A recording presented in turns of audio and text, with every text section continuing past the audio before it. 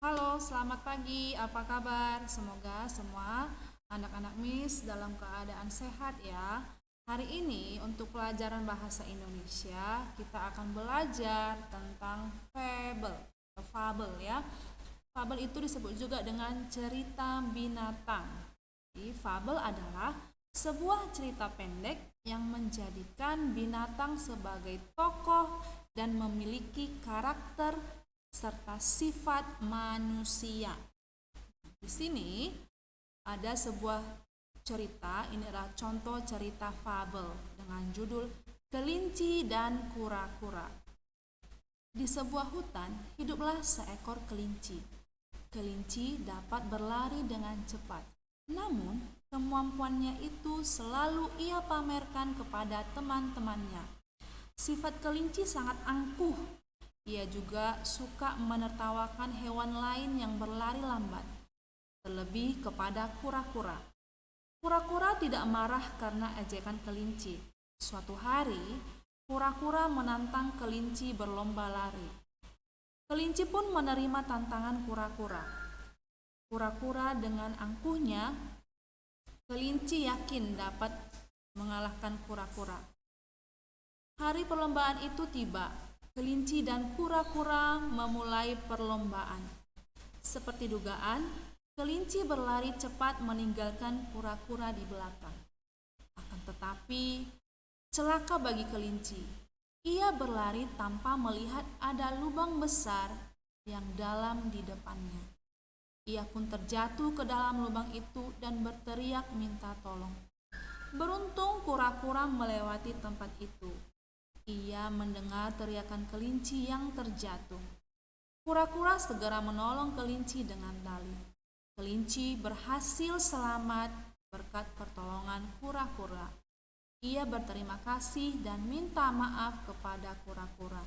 Mulai saat itu, kelinci tidak pernah sombong lagi. Jadi dalam cerita ini yang menjadi tokohnya adalah kelinci dan kura-kura. Kelinci dan kura-kura diperankan di sini seolah-olah mereka bisa berbuat seperti manusia, ya. Nah, dalam sebuah cerita ada beberapa unsur. Yang pertama adalah tema. Tema adalah pokok pikiran yang melandasi sebuah cerita. Seperti dalam cerita Kelinci dan Kura-kura, temanya adalah kesombongan dapat membawa petaka. Ya, kesombongan dari si kelinci membawa petaka bagi dirinya sendiri. Kemudian tema yang kedua adalah tokoh. Tokoh adalah pelaku yang berperan dalam cerita. Tokoh dalam Kelinci dan Kura-kura adalah kelinci dan juga kura-kura. Nah, unsur yang ketiga adalah watak.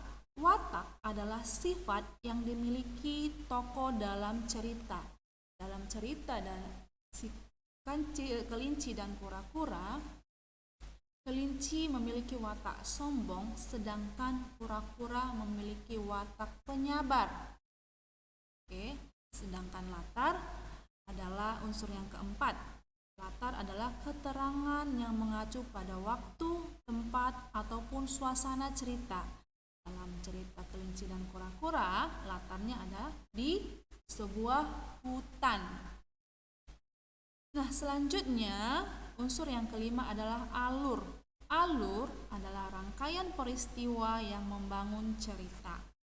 Contohnya di sini alur cerita Kelinci dan Kura-kura. Yang pertama, kelinci dan kura-kura mengadakan lomba, kemudian kelinci terjatuh ke dalam lubang, dan selanjutnya kura-kura menolong kelinci. Jadi ini adalah seperti rangkaian cerita atau rangkaian peristiwa dari awal hingga akhir dari cerita.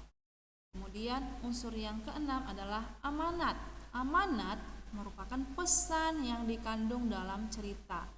Dalam cerita tersebut amanatnya adalah janganlah kamu sombong atas kelebihan yang kamu miliki. Oke. Jadi terima kasih. Thank you for listening and watching this video. See you.